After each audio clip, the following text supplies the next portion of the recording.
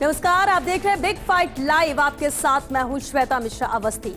देश का स्वर्ग कहे जाने वाले जम्मू कश्मीर में 10 साल बाद चुनाव होने जा रहे हैं। पार्टियों ने अपनी अपनी तरफ से रणनीति बनाना शुरू कर दिया है। चुनावी ऐलान के बाद कांग्रेस अध्यक्ष खड़गे और नेता प्रतिपक्ष राहुल गांधी ने जम्मू कश्मीर का दौरा किया और बैठक की। पार्टी अध्यक्ष की माने तो राहुल गांधी सभी पार्टियों को साथ लेकर चुनाव लड़ना चाहते हैं। नेशनल कॉन्फ्रेंस के नेता उमर अब्दुल्ला ने भी इंडिया गठबंधन में शामिल होने की बात कही है। लेकिन सवाल ये कि जो नेशनल कॉन्फ्रेंस पार्टी गठबंधन के साथ चुनाव लड़ने की बात कह रही है, उसी के घोषणा पत्र को लेकर बवाल खड़ा हो गया है। दरअसल जिस जम्मू कश्मीर से बीजेपी ने अनुच्छेद 370 को हटाया, उस अनुच्छेद 370 को अब फारूक अब्दुल्ला की पार्टी ने हटाने की बात कही है, जिसको बीजेपी ने राष्ट्र विरोधी बताया है। तो सवाल ये कि कांग्रेस पूर्ण राज्य का दर्जा दिलाने के साथ धारा 370 को हटाने को लेकर भी नेशनल कॉन्फ्रेंस के साथ है। बात आज इसी मुद्दे पर।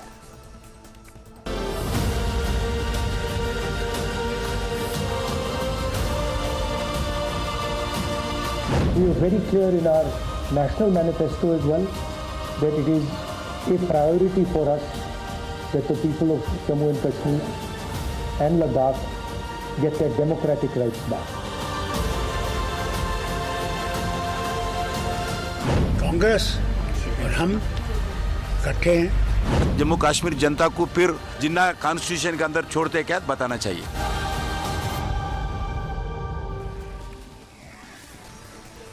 घाटी घोषणा और घमासान, चलिए खास मुद्दा है चर्चा के लिए खास मेहमान भी हमारे साथ हैं। चलिए उसे रूबरू कराते हैं। हमारे साथ जुड़े बीजेपी प्रवक्ता प्रताप राव जी, बहुत स्वागत है प्रताप राव जी आपका हमारे साथ। राजेंद्र मेघवाल जी भी शामिल हैं चर्चा में, कांग्रेस प्रवक्ता है, बहुत स्वागत है राजेंद्र जी। और साथ ही राजनीतिक विश्लेषक मिथिलेश जैमिनी जी भी यहाँ पर मौजूद है, चर्चा में शामिल है। मिथिलेश जी आपका भी बहुत स्वागत है। शुरुआत प्रताप राव जी आपसे ही करते हैं, क्योंकि 10 साल बाद चुनाव होना घाटी में ये बड़ी बात है, बड़ी चुनौती भी रहेगी इसे पूरा करना। शायद यही वजह कि इसे 3 चरणों में चुनाव यहां पर होंगे। लेकिन राहुल गांधी का आज वहां होना गठबंधन की बात को लेकर, जिससे कहा कि हाँ साथ मिलकर हम चुनाव लड़ेंगे, लेकिन अब बवाल भी एनसी के घोषणा पत्र को लेकर हो रहा है। बीजेपी इसे कैसे देख रही है, क्योंकि तैयारी आप लोगों की भी हो रही है चुनाव को लेकर? हाँ श्वेता, सबसे पहले जम्मू कश्मीर की सिचुएशन को देखना होगा।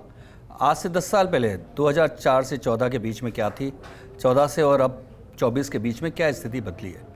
कुल मिलाकर हम देखते हैं कि इस दौरान जो लोकसभा के चुनाव हुए उसमें पोलिंग परसेंटेज जो 8% 10% होता था, वो 60% के आसपास पहुंचा। उन इलाकों में जहां आतंक के गढ़ थे, जहां आतंक अपनी चरम सीमा पे था।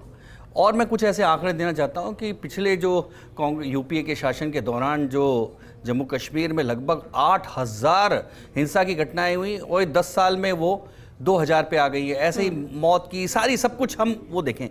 हम अब पत्थरबाजी की घटनाएं नहीं सुनते, हड़ताल नहीं सुनते, बाजार बंद नहीं सुनते। इस तरह की चीज़ें बदली हैं तो क्यों बदली हैं?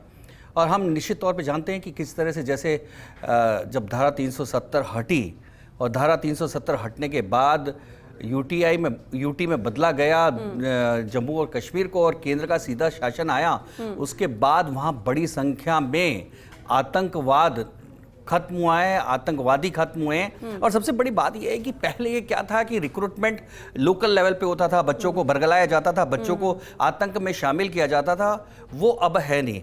अभी जो रिपोर्ट है उसके हिसाब से पिछले 6 महीने पहले लगभग 50 आतंकी जो कि पाकिस्तानी थे वो जम्मू कश्मीर में थे, जिनकी संख्या भी अब 20-22 रह गई है। तो कुल मिलाकर ये स्थितियां बनी हैं। तो वो क्यों बनी है? धारा 370 हटी। धारा 370 हटने से क्या हुआ? देखिए, धारा 370 हटने से सबसे पहले जो एक सेपरेटिस्ट माइंड था कि हम जब भारत का अंग नहीं है, हम आज़ाद हैं, हमें यूएनओ में जाकर रेफरेंडम की आज़ादी मिली हुई है, हम पाकिस्तान में भी जा सकते हैं, इस तरह की एक जो साइकोलॉजिकल मानसिकता थी वो पूरी तरह से अब वहाँ के लोगों की खत्म हो गई। दूसरा, ये मानसिकता भी बनाई हुई थी उन राजनेताओं की जो कि अपने स्वार्थ के लिए जम्मू कश्मीर की जनता को बरगला रहे थे। तो और बरगलाना बंद हुआ, क्योंकि सीधा सीधा केंद्र का शासन था वहाँ। पिछले दिनों जिस तरह से केंद्र के शासन के कारण वहाँ के जो स्वार्थी राजनेता हैं वो अलग हुए। तीसरी बड़ी बात, वहाँ सबसे बड़ी बात यह है कि पॉलिटिकल प्रोसेस निचले लेवल पे शुरू हुआ है। अब वहाँ के आम लोगों की भागीदारी राजनीति में शुरू हुई है। वो हमने देखा कि जब लोकसभा के चुनाव हुए तो बड़ी संख्या में लोग कश्मीर घाटी, बारामूला जैसे, अनंतनाग जैसे जो कि आतंक से बहुत ज़्यादा अति प्रभावित हैं, उन इलाकों में बड़ी संख्या में लोग वोट डालने आए, बड़ी संख्या में मुसलमान, वहाँ के मुसलमान। ये सारी बातें बताती है कि अब जो रिवर्स गियर लगाना, जो कि नेशनल कॉन्फ्रेंस का घोषित एक एजेंडा है, पीडीपी का भी घोषित एजेंडा है, क्योंकि उनका अपना स्वार्थ है, लेकिन कांग्रेस को अब ये निश्चित तौर पे स्पष्ट करना चाहिए, क्योंकि कांग्रेस ने कभी भी खुले आम धारा 370 हटाने का कभी समर्थन नहीं किया। वो आम तौर पे इस मामले में चुप्पी साध देती है या बंद कमरों में वो इसका विरोध करती है, क्योंकि उसका अपना स्वार्थ है। देखिए, कांग्रेस से कोई भी ये अपेक्षा करना कि वो देश के हित में कभी कोई बात करेगी, क्योंकि उसको स्वार्थ और उसको अपनी राजनीति, अपनी सत्ता के लिए हमेशा उसका फोकस रहता है कि किसी जवाब तरह से कुर्सी राजेंद्र जी पाए। से भी ले लेते हैं प्रताप राव जी, क्योंकि जब कांग्रेस की बात हो रही, राजेंद्र मेघवाल जी, कांग्रेस गठबंधन तो निभाएगी। यहाँ हम जम्मू कश्मीर की बात कर रहे हैं एनसी के साथ, और एनसी भी कह रही है कि वो गठबंधन के साथ है, लेकिन अब सवाल होता है कि जो घोषणा पत्र में कहा गया एनसी की तरफ से, क्या कांग्रेस भी उसके साथ रहेगी? क्योंकि 90 सीटों पर मिलकर चुनाव लड़ना है, ऐसे में किसी एक की भाषा, किसी एक का निर्णय भी दूसरे का ही माना जाएगा। देखिए श्वेता जी, कश्मीर के बारे में अगर आपको थोड़ा सा भी समझना है तो आपको अटल बिहारी वाजपेयी जी का जो सिद्धांत था, जमहूरियत और कश्मीरियत। जमहूरियत का मतलब है डेमोक्रेसी, और जिस तरीके से आपको इन 3 तारीखों पे भी गौर करना पड़ेगा। 21 नवंबर 2018 जब राज्यपाल द्वारा कश्मीर की विधानसभा को भंग किया गया था, उससे पहले भाजपा और पीडीपी अलायंस में थे। उसके बाद में 5 अगस्त 2019 जिसमें एक राज्य को तोड़कर उसको यूनियन टेरिटरी बनाया गया। इतिहास में पहली दफा यह हुआ होगा कि किसी राज्य को तोड़कर यूनियन टेरिटरी बनाया गया। यूनियन टेरिटरी को राज्य बनाया जाता है, सुना, लेकिन विधानसभा भंग करने के बाद में जिस तरीके से फैसला लिया गया वो पूरी तरीके से अलोकतांत्रिक था, क्योंकि चुनी हुई सरकार को आपने बर्खास्त किया और उसके बाद में फैसला लिया। तो वहां पे उनके लोगों की सहमति नहीं थी, उनके जनप्रतिनिधियों की सहमति नहीं थी, और जिस तरीके से महीनों तक मतलब इंटरनेट बंद रखा गया और लोगों को कैद रखा गया, राजनेताओं को कैद रखा गया, नजरबंद रखा गया।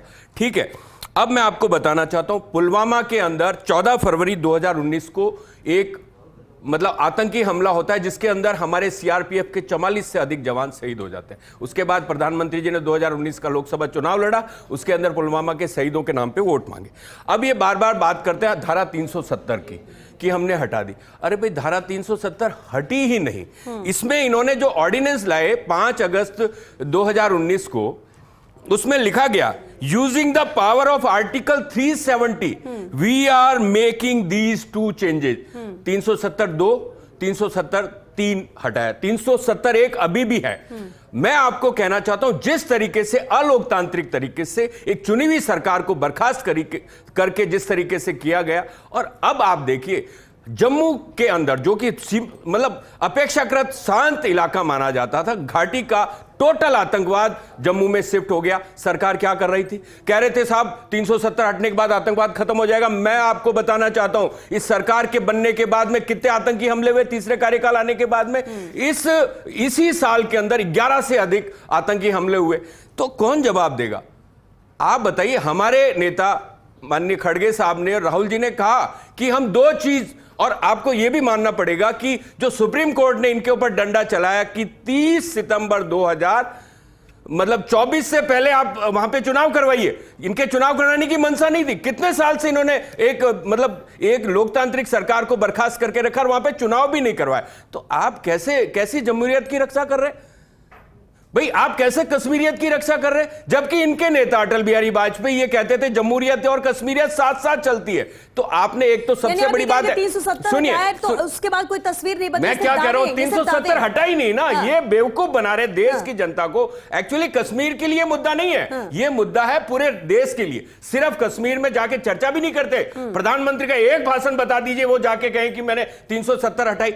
ये कहते थे नहीं साहब, बहुत लोग जाके वहां जमीनें ले लेंगे। मुझे ये प्रताप राव जी खड़े, इनसे पूछ लीजिए कितने लोगों ने जमीनें खरीदी वहां पे, बताइए ना, बताइए। सुनिए, कश्मीरी वापस लौटे, कश्मीरी नंबर आएगा तब बोलना, आपका नंबर आएगा तब बोलना। मिथिलेश जी का रुख करेंगे, मिथिलेश जी का रुख करेंगे। राजेंद्र जी एक सेकंड,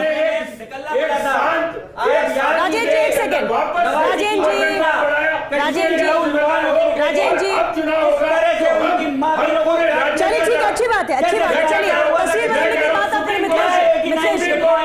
राजेंद्र जी सुनिए सर, एक मिनट, अभी आप उनको कहा कि आप बोल रहे हैं, अब आप चुप रहिए। मिथिलेश जी नहीं, पूरी तो सर 20 मिनट में भी नहीं होगी, पूरी तो 20 मिनट में वापस आएंगे सर। अभी चुना ये डिबेट खत्म नहीं हो रही, वापस आपके पास आएंगे। दूसरे का भी मुझे लेने दीजिए रिएक्शन। मिथिलेश जी, अभी आपने सुना प्रताप राव जी ने भी अपनी बात कही, लेकिन घाटी में जो घोषणा की गई एनसी के जरिए, या आज राहुल गांधी जब वहां पर पहुंचे इसके बाद मीटिंग्स हुई और गठबंधन के साथ की बात यहां पर कही, लेकिन मौजूदा स्थिति जो जम्मू कश्मीर की है और 10 साल बाद चुनाव होना, सबसे बड़ा बेनिफिट किसको मिलेगा? और या जो दावे किए जा रहे 370 को लेकर हटाने की बात कर रहा है कोई, बहाली की बात कर रहा है कोई, क्या वाकई में उससे तस्वीर बदलेगी? और अभी जो ये बदलाव हुआ या फैसला हुआ उससे कोई फर्क नहीं पड़ा घाटी में? देखिए, धारा 370 खत्म होने के बाद में निश्चित रूप से घाटी की फिजा में, आबो हवा में थोड़ी बहुत अमन और चैन फैला, ये कड़वी सच्चाई है, इसमें कोई दूर दरेज की बात नहीं है। लेकिन जो सबसे अहम बात है कि एनसी नेशनल कॉन्फ्रेंस के लीडर उमर अब्दुल्ला और फारूक अब्दुल्ला के साथ जिस तरीके से राहुल गांधी और खड़गे जी की मीटिंग हुई और उनके जो घोषणा पत्र में धारा 370 को हटाने की बात और पूर्ण राज्य के दर्जा देने की बात कही गई है, उसमें अगर कांग्रेस धारा 370 हटाने के साथ में जाती है तो उसका खामियाजा पूरे देश में उठाना पड़ेगा, क्योंकि जो दशकों तक वहां के कश्मीरी पंडितों ने पीड़ा झेली है, उन जख्मों को हरा होगा। अब बीजेपी की भी एक कमजोरी है कि अटल बिहारी वाजपेयी ने कभी पीडीपी के साथ सरकार बनाई थी, और आप देखिए कश्मीर वाले लोग कितने जागरूक हैं कि उन्होंने उमर अब्दुल्ला को भी चुनाव हराया और जो महबूबा जी उनको भी चुनाव हराया, इसका दोनों को चुनाव हराया। लेकिन बीजेपी के लिए एक अलार्मिंग सिचुएशन ये है कि बीजेपी कहीं न कहीं वहां जमाते इस्लाम से भी संबंध पीडीपी से की तरह गठबंधन करना चाहती थी, लेकिन आरएसएस ने उस पर कड़ी आपत्ति जताई और वो बैकफुट पर आ गए। अब इसमें कांग्रेस के लिए सबसे इंपॉर्टेंट है कि अपने घर से निकले हुए क्या गुलाम नबी आजाद वापस आएंगे, जो G23 के मेंबर थे और जिन्होंने राहुल गांधी की कार्यप्रणाली पर बड़ी उंगलियां उठाई थी। हालांकि राहुल गांधी कह रहे हैं कि वो आ जाएंगे। अगर ये सब नहीं आते हैं तो कहीं फारूक अब्दुल्ला भी डबल गेम नहीं खेल रहे हैं, इधर कांग्रेस से समझौता कर रहे हैं कि हम आपको 12 सीटें कश्मीर में दे देंगे और 12 सीटें हमें जम्मू में चाहिए। जो जम्मू जहां हिंदू बहुल है वहां अगर इनके कैंडिडेट खड़े होंगे तो बीजेपी को माइलेज मिलेगा। तो कहीं फारूक अब्दुल्ला एक तरीके से कैटलिस्ट का काम कर रहे हैं, दोनों पार्टियों को बैलेंस करके अपना काम निकालना चाह रहे हैं वो। ये ठीक है कि फारूक अब्दुल्ला का और कांग्रेस का बहुत गहरा नाता है। बीजेपी भी जम्मू कश्मीर में गठबंधन की कोशिश कर रही है, बिल्कुल बिल्कुल, अकेले संभव नहीं है कि किसी कीमत पर संभव नहीं है। अब किस तरीके से संभव होता है, बीजेपी कांग्रेस के लिए भी चुनौती है, नया मुखिया उन्होंने बनाया है, नया प्रदेश अध्यक्ष बनाया है। लेकिन जो सबसे अहम बात है कि कश्मीरियत को अब तक जो अटल बिहारी वाजपेयी कहते थे कि वहां कश्मीरियत की महक आनी चाहिए, उसको छोड़कर जो वर्तमान सरकार है उसे भूभाग समझ रही है। ये थोड़ा मिस्टेक हो रहा है, उन्हें भूभाग नहीं समझना चाहिए। उनकी अपनी सांस्कृतिक विरासत है और उसको बचाने के लिए वो कुछ भी कर रहे हैं, लेकिन आतंकवाद की पीड़ा से जो राजेंद्र जी ने कही, मिथिलेश जी इसको भी जरा आप ही क्लियर कर दीजिए। 370 धारा हट चुकी है, लेकिन वो कह रहे हैं हटी नहीं है, ये सिर्फ बातें ऐसे ही की जा रही है। देखिए, धारा 370 हट चुकी है, अब उसमें कोई क्लॉज है, वो क्लॉज पूरी तरह हटते नहीं है, लेकिन ईमानदारी से धारा में तो ये कहा गया, देखिए 370 की पावर का इस्तेमाल करके we are making two changes. देखिए वो कॉन्स्टिट्यूशनल, मतलब देखिए राजेंद्र जी, वो कॉन्स्टिट्यूशनल है। कॉन्स्टिट्यूशन में क्या होता है, लॉ में जिस एक्ट से आप पावर लेते हैं उस एक्ट से ही पावर को डैमेज करते हैं। उसके बाद कितने चेंजेस होते हैं? देखिए ये सिंपल एक चेंज ही तो किया है, देखिए कोई हटाई थोड़ी है। अरे सर, जो एक बार कॉन्स्टिट्यूशन में पूरी तरीके राजेंद्र जी देखिए राजेंद्र जी संविधान में देखिए राजेंद्र जी देखिए संविधान में एक सेकंड पहले बात सुनिए, आपको भी सुनते हैं। धारा 35 है और 370 ये कॉन्स्टिट्यूशन में हट चुकी है। वो अलग है, सुन लीजिए, आप सुन तो लीजिए, आपको सुन तो लीजिए। आप सुन, कॉन्स्टिट्यूशन में जो भी कोई चीज बन जाती है वो उसी एक्ट से निकाली जाती है। ये एक प्रोसेस है, लीगल प्रोसेस है, इसलिए हट चुकी धारा 370। ये कड़वी सच्चाई है, ये कड़वी सच्चाई है। धारा 370 हट चुकी है। धारा 370 क्या कहती है? धारा 370 के मतलब था 2 प्रधान 2 निशान 2 संविधान। धारा 370 के अंतर्गत जम्मू कश्मीर का अलग संविधान था। धारा 370 के अंतर्गत जम्मू कश्मीर का प्रधान भी प्रधानमंत्री कहलाता था वो, लेकिन समय के साथ उसको तो चेंज कर दिया गया। लेकिन विधान सुनिए, अभी सुनिए, आप सुनिए, झूठ नहीं बोल सकते, आप झूठ नहीं बोल सकते। केंद्र के सारे कानून लागू नहीं होते थे और समय के साथ कानून लागू नहीं था। एससी का रिजर्वेशन लागू नहीं था। धीरे ये चेंजेस धारा 370 में एससी का रिजर्वेशन लागू नहीं था। केंद्रीय कानून लागू नहीं होता था। महिलाओं के अधिकारों का, महिलाओं को मैं कह रहा हूं झूठ मत बोलिए। धारा 370 में जो भारत में महिलाओं को जो मतलब हिमाचल प्रदेश के अंदर भी प्रोविजन लागू है, नॉर्थ ईस्ट के अंदर प्रोविजन लागू है, बहुत सारे प्रोविजन बहुत सारे रखने के बाद हुए। क्यों झूठ बोलते हो? धारा 370 में पता नहीं है तो कोई भी भारतीय नागरिक सिर्फ और वहां जमीन नहीं खरीद सकता था। लाने का आप काम खरीद सकते हैं। झूठ मत बोलिए, आप कुछ ध्यान देके आइए, पढ़ आइए। ठीक है राजेंद्र जी, प्रताप जी, प्रताप जी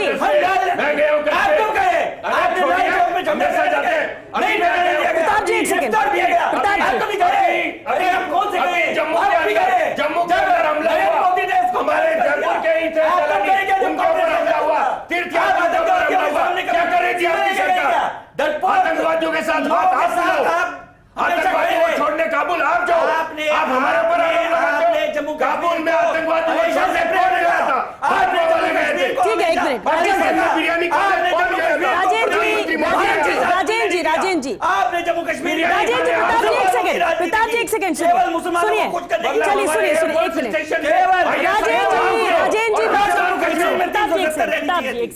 राजेंद्र जी एक मिनट, मैं कह रहा हूं ना, सुनिए ना, चर्चा करिए एक दूसरे, ये सुनिए एक सेकंड, चर्चा करिए ना, बात सुनिए भी तो। फैसला नहीं हुआ। धारा 370 के उस क्लॉज को गायब कर दिया जिसमें मिथिलेश जी, एक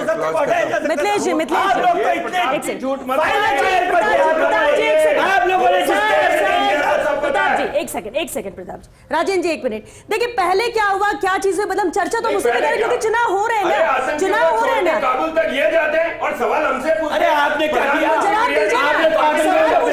दीजिए, देखिए आपने तो बिरयानी खिलाई। इतनी निर्दयता कहां से लाते हो? अफजल गुरु को क्या हुआ? अफजल गुरु को बचाने के लिए आप कोर्ट खुलवाते हैं। मिथिलेश जी, अफजल गुरु को बचाने के लिए एक सेकंड जी, आपने क्या किया? अफजल गुरु को बचाने के लिए आ गया है, कसाब को बिरयानी खिलाते हैं। आप लोगों को शर्म आनी चाहिए, शर्म आनी चाहिए आप लोगों को। कश्मीर को बर्बाद करने में आप लोगों का हाथ रहा। एक सेकंड सुनिएगा सर, अगर चर्चा मुद्दे पे रही, ठीक है, ऐसे तो इतिहास में जाएंगे बहुत कुछ, एक दूसरे पर आप आरोप लगाते रहिएगा, ये मुद्दा यही रह जाएगा और डिबेट खत्म हो जाएगी, वक्त भी खत्म हो रहा है।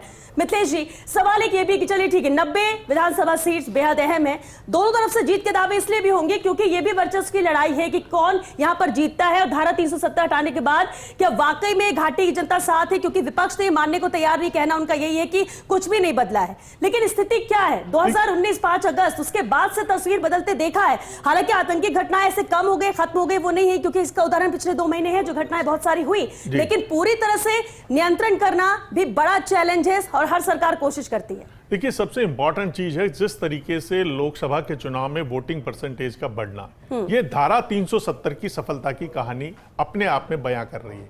जो सबसे इंपॉर्टेंट चीज है कि राहुल गांधी का खड़गे साहब को लेकर वहां जाना, और कहीं न कहीं कांग्रेस को भी समझ में आ रहा, और उन्होंने कहा कि कश्मीर से मेरा खून का रिश्ता है। इसका मतलब दोनों दलों के लिए, चाहे बीजेपी हो चाहे कांग्रेस हो, प्रधानमंत्री नरेंद्र मोदी भी गए वहां, अमित शाह भी मीटिंगें कर रहे हैं, तो कहीं न कहीं क्योंकि कश्मीर पे एक और बात लग रही है जो राहुल गांधी ने कही है कि अगर जो नेशनल कॉन्फ्रेंस के फारूक अब्दुल्ला ने भी कहा कि अगर कश्मीर जीत जाते हैं तो पूरे देश पर हम राज करेंगे। तो ये कई चीजें जो कॉन्ट्राडिक्टरी बयान है वो डराने वाले हैं। लेकिन एक चीज 370 हटाने के बाद हम 2019 को जब ये फैसला है उसके बाद कश्मीर के सभी पार्टियां, क्योंकि कई बड़े चेहरे जिनको नजरबंद किया गया, स्थिति बिगड़े ना, बहुत कुछ कोशिश की गई सामान्य करने के लिए, लेकिन उसके बाद से ही ये जितने भी अलग अलग पार्टियां थी कश्मीर, वो सब एकजुट और एक ही स्वर में बोलती हुई नजर आई। क्या ऐसे में थोड़ा भी मुमकिन लगता है कि कोई बीजेपी के साथ जाकर गठबंधन कर सकता है और चुनाव में तस्वीर अलग आ सकती है, या फिर ये सब एक तरफ हो सकते हैं सिर्फ बीजेपी को हराने के लिए? देखिए कांग्रेस का यही मकसद है कि सब दल एक हो जाएं, लेकिन इंपॉर्टेंट चीज है कि सत्ता की मलाई इतनी भारी होती है कि कौन किसके साथ जाएगा। गुलाम नबी आजाद के प्रवक्ता ने साफ मना कर दिया हम नहीं जाएंगे, वो कांग्रेस के रहे। तो वहीं पीडीपी की जो मुफ्ती है वो बयान दे रही है मैं भी अलग लड़ूंगी, तो कहीं न कहीं जमात इस्लाम कह रही है मैं चुनाव लड़ूंगी, तो जो छोटी पार्टियां हैं वह काफी सक्रिय हो गई है। अगर छोटी पार्टियों में काफी सीटें जीत जाती है और बीजेपी जब अपना कुछ कर लेती है तो हो सकता है राज्य में, देखिए चुनाव में कुछ भी संभावनाओं से आप इनकार नहीं किया जा सकता। दूसरा इंपॉर्टेंट चीज है कि कश्मीर को बजट चाहिए। 370 की बहाली की बात एनसी अपने घोषणा पत्र में कर रही, कांग्रेस क्या इसके साथ है 100%?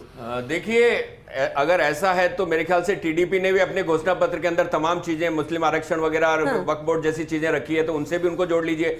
उनका फैसला है, हमारा नहीं है। हम स्टेटहुड बहाल करेंगे और हम रिप्रेजेंटेशन तय करेंगे। हम कश्मीर को वापस वही कश्मीर बनाएंगे जो 10 साल पहले था, उससे अच्छा। 370 को लेकर अभी स्टैंड क्लियर नहीं। 370 में हमारा कुछ नहीं है। हमने कहा ना कि नेहरू जी के समय से जो 370 लगी थी, धीरे धीरे उसके सारे प्रोविजन खत्म कर दिए गए। देखिए मेरे को डर लग रहा है, मुझे डर लग रहा है। राजन जी कह रहे हैं 10 साल पुराना कश्मीर बनाएंगे तो वही आतंक, वही खून खराबा, वही भारत विरोधी।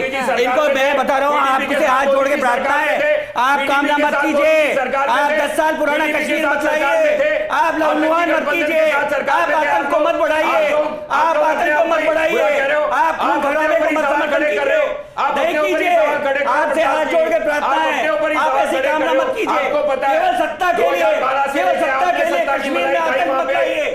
आज कश्मीर में सबसे ज्यादा रिकॉर्ड लोकतांत्रिक सरकार टूरिस्ट आ रहे हैं। आज कश्मीर में बड़ी मात्रा में इन्वेस्टमेंट हुआ है, कश्मीर का युवा रोजगार की ओर लौट रहा है, कश्मीर में उद्योग धंधे बढ़ रहे हैं। चलिए ठीक है, क्योंकि वक्त खत्म हो गया, वक्त खत्म हो गया। बहुत शुक्रिया आप सभी का इस चर्चा में शामिल होने के लिए। प्रताप राव जी, राजेंद्र जी और मिथिलेश जी, बहुत शुक्रिया। क्योंकि देखिए चुनाव है, चुनाव की तारीखों का ऐलान हो चुका है और अब पार्टियां भी जुट चुकी हैं कि जैसे भी हो जीत मिलनी चाहिए, क्योंकि 90 विधानसभा सीटें बेहद अहम है जब 10 साल बाद चुनाव हो रहे हैं। और सबसे खास बात यही कि भले उसे यूनियन टेरिटरी बनाया गया हो, लेकिन कहा यह गया था कि पहले चुनाव हो जाए इसके बाद, और हर किसी घोषणा पत्र में यह जरूर है, प्राथमिकता में यह है कि इसे राज्य का दर्जा मिले। लेकिन सवाल यह भी उठता है कि चुनाव के बाद वहां की जनता क्या तय करती है। चुनाव के बाद क्या वाकई में अन्य राज्यों की तरह ही जम्मू कश्मीर हो पाएगा, क्योंकि देश का वो स्वर्ग है, चुनाव वहां पर है, लेकिन पूरे देश की नजरें हैं उस राज्य पर ही कि आखिर क्या होगा, क्या वाकई में उस राज्य का दर्जा दिया जाएगा, क्या वाकई में स्थिति वहां पर सामान्य हो पाएगी, या फिर जीत के लिए किसी के साथ भी गठबंधन, किसी का भी साथ होना, किसी भी घोषणा पत्र में एग्री कर लेना ये होगा, या वाकई में कोई अपनी विचारधारा और जम्मू कश्मीर की बेहतरी के लिए इस चुनाव में लड़ेगा, मैदान में उतरेगा। ये भी दिलचस्प होगा और इसलिए बेहद अहम है ये चुनाव। लेकिन आज की मुलाकात राहुल गांधी की जिस तरह से हुई एनसी प्रमुख फारूक अब्दुल्ला के साथ, तो ऐलान हुआ साथ चुनाव लड़ने का, तो अब देखना होगा बीजेपी भी क्या गठबंधन करती है या फिर ये सब पार्टियां एकजुट होती हैं और बीजेपी के खिलाफ लड़ती है। जनता क्या तय करेगी, सबसे अहम यही है। लेकिन इतना जरूर है कि हर कोई यही चाहता है कि घाटी में शांति कायम रहे, अमन चैन से वहां पर लोग रह सके, यही स्थिति बने। आने वाले वक्त की तस्वीर भी कम से कम यही हो। चलिए इसी के साथ बिग फाइट लाइव में आज के लिए बस इतना ही। नमस्कार।